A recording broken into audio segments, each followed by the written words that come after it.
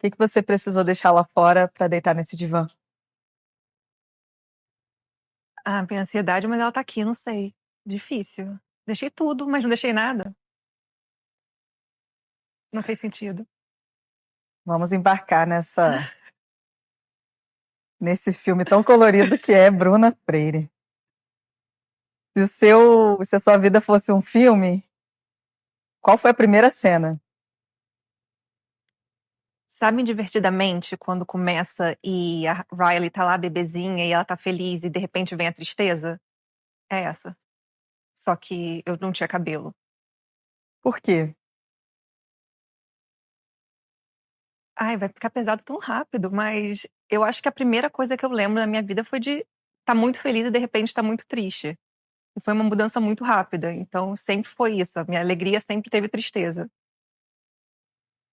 Intensidade, né? É, fazer o quê? Me fala um pouquinho sobre a sua infância, sobre o papel das histórias. Eu acho que as minhas maiores lembranças são sempre com o cinema e sempre comigo criando ou brincando e contando história. Eu sempre gostei de criar e eu acho que eu nunca aceitei muito o que os filmes ou que as histórias, que as novelas, o que me contavam na escola. Eu lembro de uma coisa muito, sei lá, é uma lembrança muito vívida da minha infância, que era meu pai com aquela câmera gigantesca que ele tinha. E ele estava filmando, ele chegou no meu quarto e eu estava brincando de bonecos e eu estava reescrevendo o final da Branca de Neve. Aparentemente, o Felizes para Sempre não era suficiente para mim, porque eu achava muito injusto ela deixar os 7 anões. E aí toda a minha vida foi isso, foi criando, foi brincando e foi achando muito injusto a gente não saber o final das coisas. E, de certa forma, implicando com os finais, querendo reescrever finais melhores. Sempre. Eu nunca aceitei, tipo, Star Wars Episódio 1, Ameaça Fantasma. Eu fui ao cinema com a minha avó e eu fui direto pra psicóloga. Ela ficou uma semana passando borracha na minha cabeça, porque eu não aceitava o final. E eu ainda não aceito até hoje. É uma coisa que se um dia eu encontrar com o George Lucas, a gente vai ter que resolver no tapa. É, mas eu sempre pensei muito em mudar as coisas. Eu nunca aceitei o final que me foi dado. E Não, interessante que esse ímpeto aparece na infância, né? é. Foi bem cedo. Eu acho que eu tinha. Tipo, o primeiro filme que eu realmente lembro de ter visto foi Eduardo Mãos de Tesoura. Eu devia ter uns 3 anos, o que prova que minha mãe nunca teve muita noção. Mas eu sempre fui, né? Eu vi aquilo, fiquei enlouquecida e eu fiquei muito chateada com o final. Então eu pegava minhas Barbies e criava o final que eu achava justo. O cinema talvez seja essa ferramenta, esse recurso de escrever a própria história. Sim, com certeza. Qual foi o primeiro filme que te fez chorar? Mais fácil perguntar qual foi o primeiro filme que não me fez chorar. Mas eu acho que foi George, o Rei da Floresta. O Brandon Fraser com aquele cabelo e eu achei a coisa mais maravilhosa do mundo. E eu acho que eu comecei a chorar porque eu queria viver aquela vida e não era possível ter um macaco que falasse. Me conta um pouco sobre o que é ter esse olhar de assistir um filme e não ter esse afastamento de olhar aquilo e falar, isso não está acontecendo. Ai, é insuportável. Assim, eu acho que assistir filme comigo deve ser muito chato, porque não importa o filme que seja, não importa se é novela, se é sério, eu vou sempre entrar naquilo e eu vou sempre esquecer da minha realidade por 2 horas e meia. E ao mesmo tempo que é maravilhoso, porque eu adoro esquecer da minha realidade, também é horrível, porque eu vou sofrendo com os pontos. Eu lembro que uma vez eu fui assistir As Panteras com a minha amiga, com algumas amigas, e a garota falou: daqui a pouco você vai estar falando que tá sentindo a dor dela também, porque eu tava quase me jogando. E quando a personagem que eu gostava morria, eu cheguei a cair da cadeira, eu já fui expulsa de cinema. Então eu sempre tive essa reação quase visceral, dolorosa vendo os filmes. Minha mãe sempre foi muito fã de cinema, meu pai do jeito esquisito dele, de kung fu e tudo mais, então tinha horas que a gente se unia pra isso. Tipo, meu pai com filmes de ação e que criança não devia assistir. Minha mãe com comédia e com romance. Minha mãe é aquela que ama as comédias mais horrorosas do mundo, que me dá dor de barriga só de ver. E minha irmã estudando teatro, então eu ia muito ao teatro. Todo domingo meu pai me levava no teatro em Niterói. E são as minhas memórias favoritas com ele. A gente assistiu, acho que A Bela e a Fera umas 15 vezes, ao ponto da própria peça, né, da própria equipe de filme, do teatro oferecer o ingresso pra gente. Ele falou, não é justo você pagar pra ver uma coisa que você assiste toda semana. E eu amava, então eu sempre fiz teatro, eu sempre fiz pintura. Quando eu era criança, eu queria ser atriz, cantora, cozinheira profissional, estilista de moda, fotógrafa e médica. Tudo isso ao mesmo tempo. Então, meus pais sempre me incentivaram de certa forma, mas eu sempre fiz canto, eu achava que eu ia ser a maior cantora do mundo. Então sempre foi muito música e teatro e arte e tudo junto. Apesar dos meus pais serem super, assim, profissões normais, nunca fizeram nada relacionado a isso, mas sempre foi muito na minha casa, sempre foi muito vivo isso. Então, você está dizendo que a arte na sua casa, na sua infância, era sinônimo de atenção e de investimento de tempo. Porque você. Meu pai sempre trabalhou muito e trabalha até hoje. Eu acho que o vício dele é trabalho e séries. Era o tempo que ele tinha comigo. Todo domingo ele me levava naquele teatro para ver a mesma peça. E hoje, como adulta, eu falo, cara, um homem adulto indo assistir a mesma peça todo domingo por um ano inteiro. Isso realmente mostra um investimento que é incrível. Eu não sei nem o que falar. Agora que eu pensei nisso, eu falei, eu tenho um relacionamento tão esquisito com meu pai que eu fico, caramba, realmente, ele deve ter sido chato. Mas ele tava lá, sempre empolgado, e eu saía cantando da peça, e ele, tipo, sempre valorizou muito isso. Então, realmente, era um jeito de manter a vida continuando na minha casa. Tem uma frase que diz que sem arte a vida seria impossível de ser tragada. A arte é essa ferramenta da gente, de forma intencional, fugir da realidade, porque às vezes é necessário, e em contrapartida também construir novas realidades a partir daquilo que a gente absorve ali, né? Tem algo que você tenha aprendido ou assimilado em algum filme, em alguma peça na tua infância que você consegue identificar hoje na tua vida? Eu falo que a minha vida inteira, quem eu sou, são pequenos recortes das peças e dos e aí eu virei um ser humano mais ou menos funcional. Mas assim, na infância, eu acho que o que mais me pegou foi realmente quando eu descobri o que era tristeza com Star Wars. O que não combina muito, né? Porque as pessoas assistem Star Wars pela ficção científica. Eu tava lá chorando por um cara que tinha a idade da minha mãe e usava peruca. E aí começou um precedente na minha vida, mas isso é papo pra outra conversa, pra outra história. Ai, confundi, mas tudo bem. Então eu acho que na minha infância foram muitos, tipo Edward Mão de Tesoura. Eu lembro da minha infância inteira, toda escultura de grama. Eu ficava, meu Deus, foi o Edward que fez. Eu não conseguia tomar remédio quando eu era criança. E aí a gente ficava contando que era um palhaço que vinha e dava pro meu primo fazer o remédio pra mim. Então toda a minha vida foi juntando um monte de narrativa pra conseguir completar a minha pessoa, sabe? E você lembra de cada uma delas, né? Oi, desculpa? Você lembra de cada uma dessas narrativas? Olha, minha memória pra coisas importantes é ridícula, mas se você me perguntar o primeiro filme que eu assisti, os detalhes da roupa que eu tava usando, eu vou saber. É um pouco bizarro, mas eu tenho uma memória muito boa pra cinema e pra coisas relacionadas a isso. Tem um lugar extra aí no seu cérebro pra esse tema. Eu acho que ocupa todo. E isso é meio preocupante, porque eu esqueço as coisas mais básicas do dia a dia. Mas se você me perguntar qual foi o dia que eu assisti o filme com Jude Law, 12 de agosto de 2004, eu sei. Eu sei até que tava chovendo, que era uma quarta-feira e que no dia seguinte eu tinha aula de inglês. Em que momento o cinema deixou de ser lazer e você passou a considerar que talvez pudesse ser uma vocação? 12 de agosto de 2004. Foi no dia que eu assisti Cold Mountain. E eu sempre quis ser atriz e cantora e várias outras coisas, mas eu nunca pensei nisso de escrever ou de roteirizar, sei lá, nem sabia que isso funcionava. Eu achava que filme era aquilo que você chegava lá e falava, vamos fazer, e uhul, foi. Aí eu assisti aquilo e no dia seguinte eu fui pro escritório do meu pai e eu fui procurar sobre o diretor e eu fiquei encantada que aquilo era um filme. Eles pegaram um filme e pegaram um livro e fizeram um filme. E aí eu fiquei louca por aquilo, eu precisei comprar. Eu lembro que meus pais me levaram no Rio pra comprar o livro. E o livro era muito chato. Até hoje eu não terminei. Eu tinha 11 anos. Porque só ficava descrevendo as coisas. E eu falava, nossa, como que eles conseguiram pegar um livro tão chato e fazer um filme tão bom?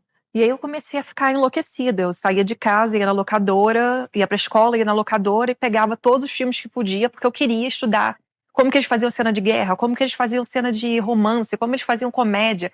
Eu fiquei tão encantada com aquilo que a minha primeira coisa foi, tipo, eu quero ser crítica de cinema. Aí eu fiquei enlouquecida com aquilo, falei que ia estudar jornalismo, e depois eu falei, não quero ser crítica, eu quero fazer. Como que eu posso colocar tudo isso que tem na minha cabeça? E eu sempre tive insônia, então eu ficava deitada horas pensando em todos os filmes que eu podia fazer, e todas as cenas e tudo. E aí, com 11 anos, eu escrevi meu primeiro roteiro, que na verdade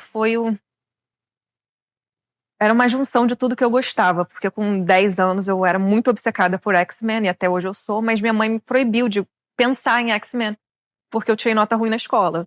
Então, o jeito que eu tive de não pensar em X-Men foi criando meus próprios mutantes. Então, eu criei um universo com Jude Law, Lindsay Lohan, todas as pessoas que eu gostava, que era tipo um dos meus mutantes pra não poder pensar neles. E foi aí que eu pensei, cara, tem tanto filme ruim sendo feito, por que os meus mutantes que não são mutantes não podem ser feitos? E foi aí que eu falei, eu quero ser cineasta. É através dessa pergunta, por que não, que muitos criativos com a mente lotada de emoções e de ideias acabam se tornando profissionais. Como que foi a jornada de estudar para se tornar cineasta? Quando eu disse isso para meus pais, eles foram meio tipo, tá bom, então daqui a 8 anos a gente conversa. E aí foi passando, e aí eu fui fazendo aniversários e cada vez foi piorando. Só quando eu tinha 13 anos que eu achei que todos os meus sonhos nunca iam acontecer, então eu decidi que eu ia virar obstetra. E eu fiquei obcecada com isso. E eu comecei a juntar, tipo, cinema com partos e tudo que eu gostava no meio. E comecei a escrever muito. E aí, quando chegou na hora de, né, me formar, eu, em Cabo Frio, né, ficou aquela coisa. Eu sempre quis morar fora do país, sempre quis estudar nos Estados Unidos. Meus pais não tinham condição, né? Meu pai corretor, minha mãe aposentada. O que que ia ser, né? Então eu lembro que eu me formei, eu chorava, eu falava, eu não quero estudar para, sei lá, eu não quero fazer publicidade, eu não quero fazer medicina, eu nunca vou conseguir passar em nada disso. E aí eu fui para letras e no primeiro dia de letras eu fiquei, meu Deus, tudo que eu menos quero na minha vida é ser professora e morar em Cabo Frio, e é isso que eu tô fazendo.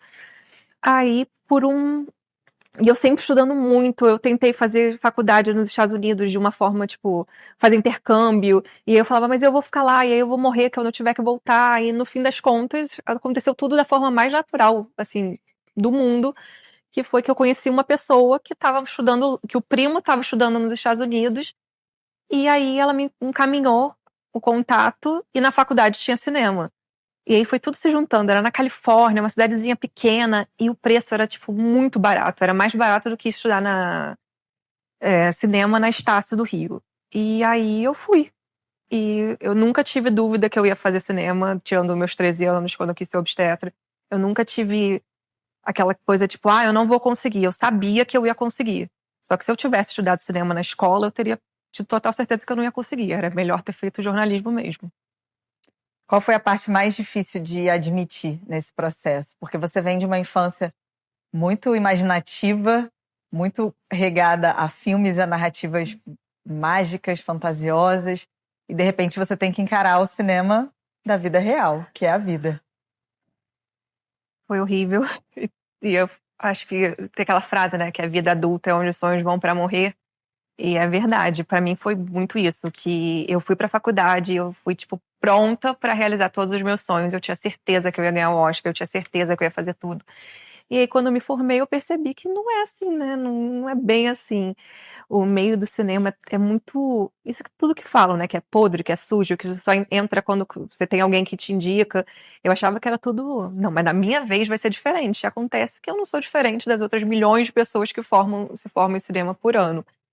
E aí, assumir isso, pra mim, foi muito difícil, porque eu não aceitava. Eu achava que tinha algo errado comigo e eu ficava culpando o governo, culpando, sei lá, falta de dinheiro, falta de tudo, quanto é simplesmente a realidade. Ou você aceita que você vai ter que trabalhar tanto quanto. Às vezes eu trabalhava tanto quanto as outras pessoas, eu lutava tanto, mas que às vezes não é justo. Às vezes você não tem a mesma chance porque você não tem a cidadania, ou porque você, sei lá, não conhece uma pessoa.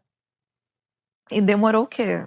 Uns 800 anos, que ainda não consegui, mas estou conseguindo entender que às vezes é só como a vida tem que ser. Às vezes a sua história é pra ser desse jeito e não é pra ser do jeito que você sonhou, e tá tudo bem com isso. Você consegue, na sua história, entender o que é realmente um sonho, uma expectativa sua, ou talvez seja uma necessidade de validação?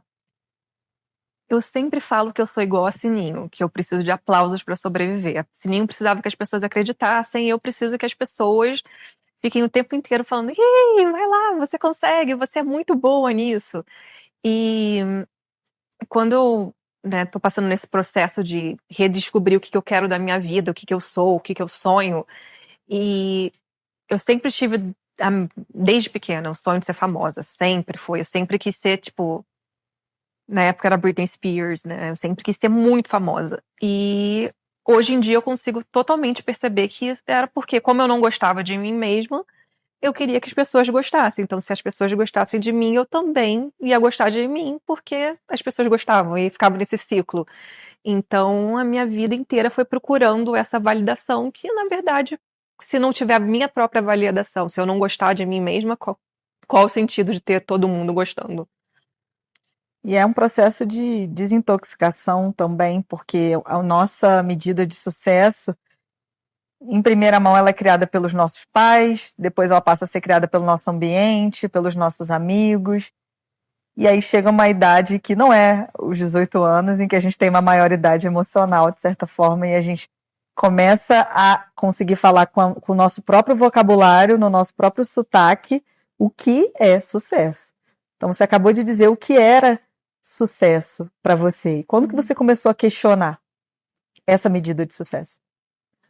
Olha, eu comecei. Eu falo, quando eu voltei pro Brasil em 2016, eu me aposentei. E aí eu decidi que todos os meus sonhos tinham acabado. E que não valia nem a pena tentar conseguir lutar por eles, porque já era. Tipo, essa era a minha vida, o que sobrou era o que sobrou. Como eu falei, o meu maior pesadelo era morar em Cabo Frio e virar professora. Foi exatamente o que aconteceu comigo. Então eu precisei achar novos jeitos de sonhar. E eu acho que é isso que eu tô fazendo agora. Depois dos 30, meio que veio Na verdade, nem com 30 foi meio caótico, mas com 31 veio meio que aquele estalo, tipo, cara, a gente precisa. A vida é isso, é você ir pulando de um sonho em sonho, mas eu não quero pular de um sonho em sonho. Eu quero viver a minha vida como se não só como se ela fosse um sonho, mas como se eu fosse o sonho. Não sei se faz muito sentido, mas eu queria viver uma vida que valesse a pena ser vivida. Então agora eu tento não colocar. Claro, eu tenho muitas metas. Eu tive a minha vida inteira, eu ganhar o Oscar. Como se fosse a única coisa que importa na minha vida. Porque não é. Tem outras coisas que importam muito mais. Como se fosse uma régua para medir o seu sucesso. Isso. Às vezes o chefe mais tóxico que nós temos mora dentro da nossa mente. Meu Deus, o meu mora em Chernobyl, só pode. O que o cinema te auxiliou nesse processo? A arte em si. No, por muitos anos eu não conseguia nem ver os filmes que eu gostava, porque me deixava muito triste. Eu via filme em Nova York e eu não conseguia ver porque Nova York me faz mal. Tudo me lembrava o sonho tipo, que foi assassinato brutalmente. Só que quando eu parei de olhar a minha vida como se eu fosse a vítima da minha história e ver como se eu fosse, não, eu sou a protagonista e eu tenho direito a passar por esse momento. É como se eu tivesse tido um gap na minha vida, que foram aquelas 100 páginas de um livro meio chato, que você fica, caramba, que horas essa garota vai superar isso? Vamos lá, já passou, tem 10 anos, supera. E aí eu acho que eu percebi que eu tava nessa fase muito chata de um filme, aquela que a gente fica, cara, isso aí é só pra encheção de linguiça. E aí, agora, nos últimos anos, que eu comecei a ver que eu poderia realizar pequenos sonhos. E isso tem sido o que tá valendo, que tá sendo o que tá mudando a minha cabeça mesmo. Pequenos sonhos são melhor, realizar muitos pequenos sonhos é melhor do que realizar um sonho que não seria possível, sabe? Então a gente está falando de uma jornada de alguém apaixonada por fantasia, que viveu a infância ali banhada nessas narrativas, quando se depara com a realidade sente dor, mas toma a decisão de entender o cinema por trás das câmeras, vê que para cada cena linda e emocionante acontecer tem muita logística envolvida, e aí a protagonista percebe que a caneta está na mão dela. Exato. Muito bom. Então hoje, se sua vida fosse um filme, qual gênero seria? Ou quais? Assim, eu gostaria de dizer que é um grande show de romance, um musical maravilhoso com as melhores músicas, mas eu diria que é mais uma dramédia. Sabe? Uma coisa que você tá vendo, você tem vontade de rir, chorar e gritar ao mesmo tempo. É tudo junto. Entendi. Me conta um pouco sobre as suas criações, esse momento de materializar que você está vivendo diante de tanto tempo nesse lugar de não criar. Agora você está no seu modo criativa. Isso daí tem sido uma coisa que eu, por muitos anos, achei que nunca ia acontecer. Eu passei a minha vida dos 23 aos 31 falando, tipo, não tem mais jeito, eu não vou escrever, eu não vou produzir. Tava num bloqueio criativo que não passava. Eu até escrevia, mas eu não conseguia me apaixonar como eu me apaixonava quando eu tinha 22. Porque quando eu tinha 22 anos, eu tive um surto criativo que eu escrevi, acho que 8 livros naquele ano. 3 com a minha colega de casa e o resto sozinha. Então eu escrevi mais de 1000 páginas em um ano e eu achei, cara, esse é o auge da minha vida. Eu nunca vou conseguir criar como eu criava naquela época. E eu percebi que criação, na verdade, eu fui ensinada que criar é rotina, criar não é tipo esperar a inspiração aparecer. Criar é como se fosse outro trabalho. Então eu comecei a. Primeiro veio a ideia, obviamente. Eu tive uma visão e eu falei, não vou colocar nenhuma expectativa nela, eu só vou escrever porque eu gosto. Eu já tinha desistido de publicar, então eu vou escrever porque eu gosto. E quando chegou lá, mais ou menos na página 150, eu vi que estava tomando uma projeção muito maior do que eu esperava. E meio que esse livro, ele destravou coisas em mim que eu nem sabia que estavam travadas, sabe? Foi meio que voltar a Bruna, 17 anos, dar um abraço nela e falar, tá tudo bem, ainda dá tempo, vamos nessa. E aí, depois disso, isso foi o quê? 2024. Isso, 2024. E aí eu voltei a escrever. E tem sido, assim, a alegria dos meus dias é acordar, saber que hoje eu vou escrever. E quando eu não escrevo, eu fico, meu Deus, eu preciso escrever. É uma coisa que me faz tão feliz que eu não consigo nem, assim, descrever como que é. Mas então, essa parte de lembrar que a Bruna, 17 anos, ainda tá viva, agora uma versão muito melhor, uma versão muito mais divertida, uma versão muito mais feliz e muito mais autêntica, porque depois dos 30, né, a gente percebe que você não precisa se envergonhar das coisas que você gosta. Então, a minha parte de criação está sendo totalmente ligada às coisas que eu amo. Eu não tenho mais vergonha delas. E você consegue compreender por que a sua mente funciona do jeito que ela funciona e o impacto que ela causa no mundo a partir do impacto do que você escreve? Isso eu não consigo não, com todo respeito. Eu acho que minha mente funciona porque deu algum erro aí na hora da concepção. Alguma coisa não veio muito certa. E, de certa forma, que bom que não veio, porque eu gosto hoje em dia do que eu sou. Eu gosto do que a minha mente faz. Antigamente, né, muitos anos, eu ficava olhando, cara, que saco deve ser andar comigo, tá do meu lado, porque eu sou insuportável. Eu tô sempre presa no cinema e presa nas coisas que eu leio, nas músicas, nos filmes, nos shows. E aí eu assisto a mesma coisa 700 vezes. Eu fico, claro que chato pra pessoa que tá comigo. Mas agora eu vejo que não, e é muito legal estar comigo porque eu vejo essas coisas que ninguém vê. Isso me faz muito bem. Mas ao mesmo tempo também me dá 700 crises por semana, mas me faz bem também, né? Meio que uma balança. Mas sobre o impacto que eu tenho no mundo, eu ainda não consegui ter noção disso. Eu espero que um dia eu tenha essa noção, mas no momento não tenho, não. Bom, pela sua própria resposta, você está chegando lá. O que escrever te permite dizer que o cinema não permitia? Escrever é um tipo de arte um pouco mais acessível, né? Sim, com certeza. Porque o roteiro, quando você vai escrever um roteiro, são tantos passos que eu lembro que na aula eu ficava olhando para o meu professor e eu ficava, cara, eu nunca vou conseguir fazer isso, porque você tem que colocar a margem desse jeito, e se você não fizer do jeito certinho, por mais que hoje em dia tenha programas, né? Na época não tinha, você tinha que fazer tudo manual. E eu não conseguia entender. Minha mente não funciona nessa coisa muito racional. Eu não consigo entender código, eu não consigo entender matemática, essas coisas básicas. Minha mente simplesmente fala: não, meu amor, mas o elenco inteiro de X-Men 2 eu consigo gravar pra você. Então, eu não conseguia fazer sentido em colocar num roteiro. Nunca consegui escrever um roteiro de verdade. Mas quando eu parei para escrever um livro, simplesmente saiu. E saiu voando. Parece que. É claro, quando você vai editar, por isso que o grande problema é editar o livro é o meu pesadelo. Mas graças a Deus tem profissionais que fazem isso por você. E aí facilita bastante o processo. Mas ainda é demorado, é chato. Mas eu acho que quando você tá só com você e o computador, você não depende de mais de ninguém.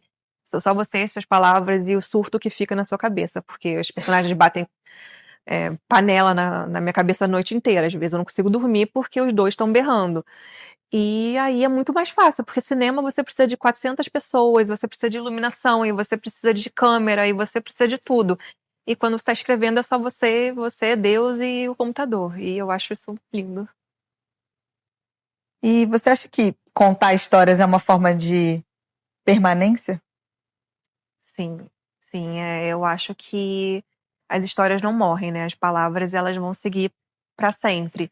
E acho que sempre existiu uma coisa muito em mim que era: eu não quero ser esquecida, eu quero ser lembrada por alguma coisa, por qualquer coisa. Claro que eu ficava tipo, ou você vai ser por alguma coisa ruim ou você vai ser por alguma coisa boa. E agora eu espero que seja boa, e quando eu coloco as minhas palavras, as minhas ideias, por mais que elas não sejam as coisas que vão mudar o mundo, elas me mudaram de uma certa forma e elas vão tocar alguma pessoa de algum jeito que eu, que eu não consigo prever, mas elas tocam alguém, e seja pro bom e pro ruim. Então, eu sempre quis que a minha memória fosse durar mais tempo que eu, e agora eu acho que talvez consiga. Tem um filme que me emocionou muito e eu sei que te emocionou também, de uma criativa em crise, Bernadette. E uma pessoa dá um conselho a ela: pessoas como você tem que criar. A gente precisa escoar os oceanos, as multidões que estão dentro da gente, muito mais como uma maneira de sobrevivência emocional do que sobrevivência financeira. Então, sim, contar histórias é uma forma de permanecer. E quando a gente não se dá esse direito, parece que a gente está se podando e morrendo todo dia. Eu lembro desses anos todos que eu passei sem criar, era como se eu tivesse todo dia diminuindo. Não de tamanho físico, mas por dentro. Quando eu olhava para mim, eu não me reconhecia mais. E aí, no momento que eu me permiti fazer isso sem pressão, no sentido, eu não vou. Isso não vai ser publicado, eu não vou mandar isso para ninguém, eu tô fazendo isso porque eu quero, porque eu amo, porque eu quero. Simplesmente porque eu quero, não tem nada além disso. E aí tomou uma proporção que eu nunca pensei que fosse tomar. E como foi durante esse processo de se reencontrar, de entender o teu DNA criativo, de repente se ver de frente para uma gelateria? Ai, que surto. Eu falo que o primeiro ano da Julieta, eu odiei ela com todas as minhas forças. Eu tinha um ranço que eu falava: a Julieta veio para me prender em Cabo Frio e eu não posso fazer as coisas que eu gosto, e eu não posso viajar, eu não posso fazer nada porque eu tô presa a gelato, e eu nem gosto de sorvete assim. E aí demorou, tipo, realmente, a gente começou a Julieta em fevereiro de 2023. E foi em abril de 2024 que eu comecei a gostar dela. Eu lembro que eu fui pra Nova York e eu tava sozinha, foi uma viagem solo, tipo, completamente aleatória, eu não tinha grana, eu tava toda ferrada. Mas eu falei: eu quero ver essa peça, e se eu não ver essa peça eu vou morrer. Mas acho que não foi nem a peça, foi eu estar lá, e eu lembro que eu andava, eu via gelato, eu via. Cada lugar tinha uma gelateria nova, e não foi nem porque os outros estão fazendo, eu tenho que fazer também, não, porque isso é brega. Foi porque eu olhei e falei: cara, sorvete também é um jeito de contar a história. E eu fui começando a criar na minha cabeça vários saborzinhos que, tipo, podiam ser da que eu estava vivendo. E cada coisa, cada sorvete, cada gelato que eu experimentava, me lembrava um lugar, me lembrava uma história, me lembrava o dia que eu assisti a peça, que eu encontrei um ator que eu gostava. E aquela viagem foi a melhor viagem da minha vida. Eu estava sozinha, sem dinheiro e sem nada, e eu estava o mais feliz que eu já estive na minha vida. E eu lembro que eu estava fazendo um passeio de barco para ver a Estátua da Liberdade, um passeio de graça, indo de Wall Street para Staten Island, num barquinho, eu morrendo de medo do meu celular cair e eu ficar presa ali. E aí eu olhei a Estátua da Liberdade e eu fiquei pensando, tipo, como que eu posso... Eu não vou conseguir morar aqui agora, mas como que eu posso fazer a minha vida em Cabo Frio ser melhor? E aí me veio aquela revelação, volta pra Julieta. A Julieta tá lá. E cria com ela, conta a sua história com ela. E aí eu lembro que eu liguei pra minha irmã começou a chorar, e eu assumi meio que essa posição de gerente criativa, mas foi só no ano seguinte que eu comecei a fazer gelato mesmo. E como você consegue ser cineasta e artista dentro de uma gelateria?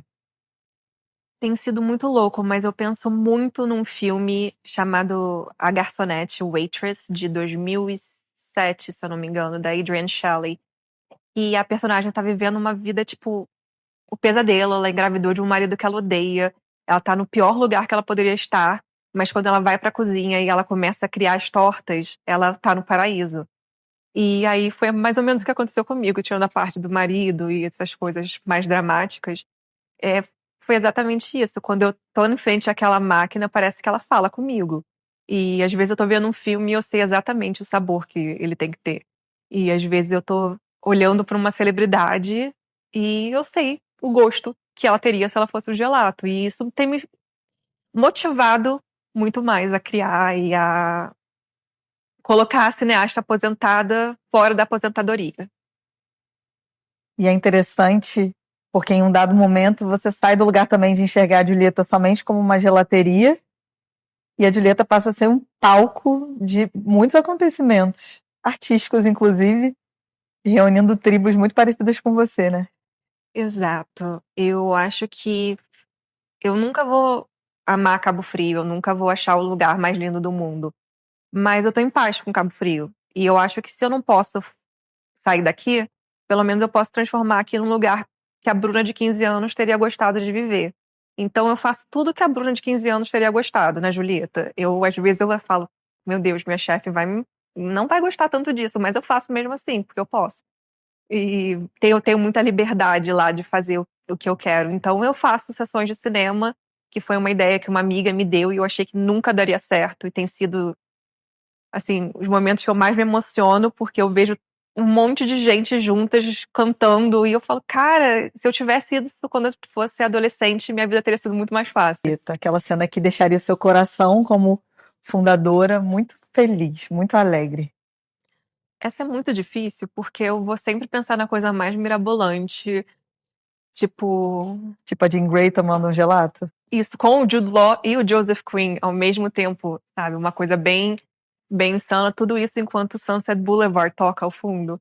Mas eu acho que hoje o que me deixaria muito feliz e que seria um excelente jeito seria um grupinho de garotinhas alternativas e fora do padrão entrando lá e vendo alguma coisa que elas amam. E aí a pessoa que criou por trás, tipo, falando, ah, tá bom, é isso mesmo. Tá valendo. E cantando em voz alta a melhor música do melhor musical e podendo se emocionar sem sentir vergonha de estar dentro de uma gelateria? Exato, mas eu não cantaria porque isso seria falta de respeito com o público, né? Mas na minha cabeça, eu estaria cantando sim. Entendi. E essas três meninas alternativas de 17 anos, você sabe quem é, né? Sim, são todas eu. Todas você. Bruna, se você pudesse deixar uma mensagem para o mundo, uma frase, e você vai ser lembrada o resto da vida por essa frase, qual seria? Ai, porque minha mente tá indo só pra Sunset Boulevard, mas tudo bem. Eu acho que seria que o perdão cura, mas que especialmente quando a gente perdoa, a nós mesmos. Muito bom. O conceito de sucesso dentro da sua mente, apaixonada por roteiros extremamente certos e controláveis, mudou? Mudou muito. E tem mudado a cada dia. E quanto mais eu me distancio da Bruna que queria tudo perfeito, na idade certa, 28, casada com 2 Oscars e 3 filhos, e 30, dona de empresas e milionária, eu percebo que eu tô indo pro caminho certo, que eu não preciso dos 20, dessa idade certa, eu tô no caminho certo. Tudo bem que a gente surta todos os dias, 78 vezes, mas também eu tenho muitas vezes mais que eu tô grata. E isso, pra mim, já é o suficiente. Existe algo da antiga versão dos seus sonhos que, por mais que talvez algo você tenha que ter aberto mão, mas que você precisa carregar com carinho dessa Bruna sonhadora, emocionada?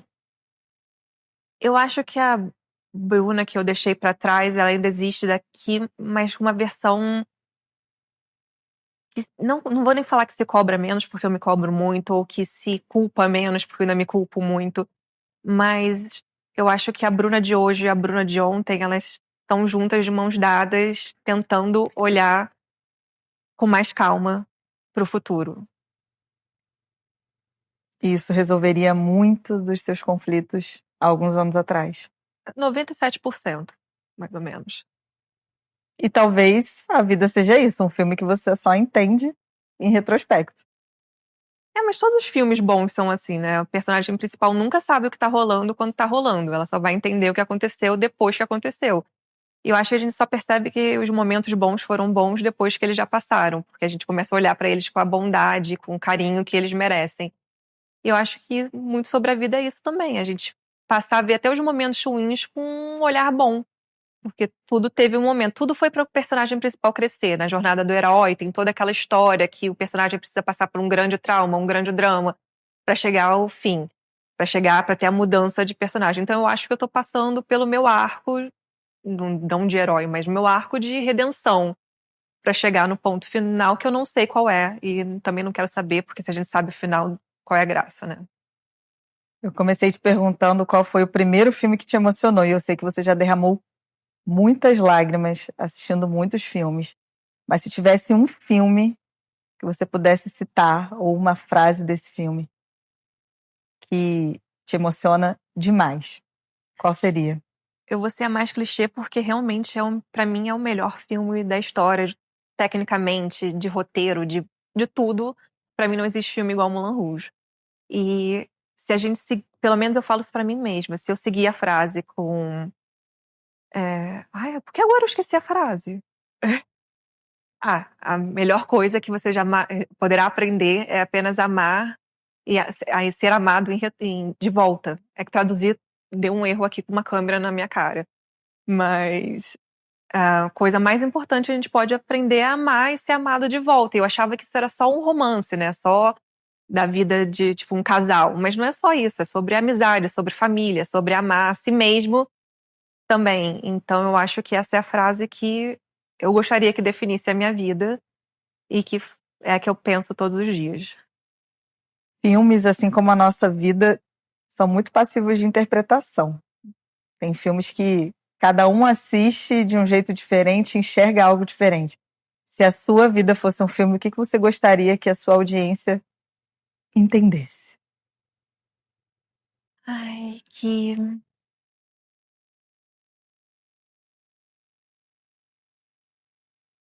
Eu gostaria que as pessoas que vissem meu filme tivessem um olhar de bondade pela personagem principal, porque muitas vezes quando a gente tá assistindo os filmes, a gente quer dar um soco na personagem principal, e eu quis me dar um soco muitas vezes, mas eu acho que eu queria que as pessoas tivessem isso, dessa, desse amor, que sentissem esse amor que eu sinto, que eu não consigo expressar, na maioria das vezes, com palavras, ou com o que eu escrevo, ou com o que eu faço.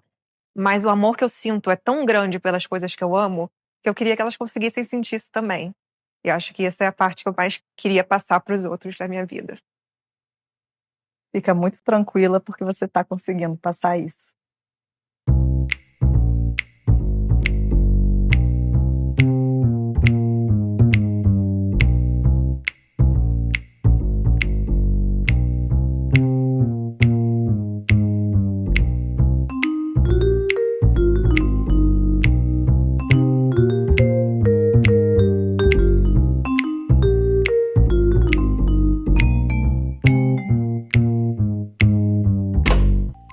Oi, meu nome é Bruna Freire e eu fui convidada no Marcas no Divã de hoje.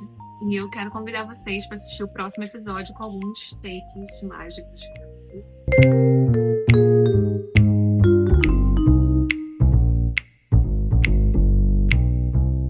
Olha, eu vou te contar aqui como é que o paciente ficou, patatá, patatá.